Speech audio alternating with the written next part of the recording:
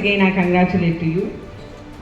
7 decades complete చేసుకొని almost 8th డెకేడ్లోకి enter అయిన ఈ కాలేజ్ తెలంగాణ రాష్ట్రానికి ఇదొక గర్వకారణమని నేను ప్రత్యేకంగా అనుకుంటున్నాను.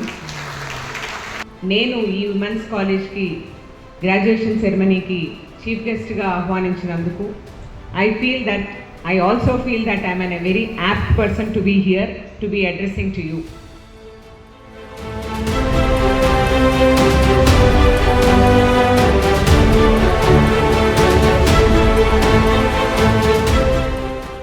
Legacy, it should not be forgotten. Learning, which shall not be forgotten.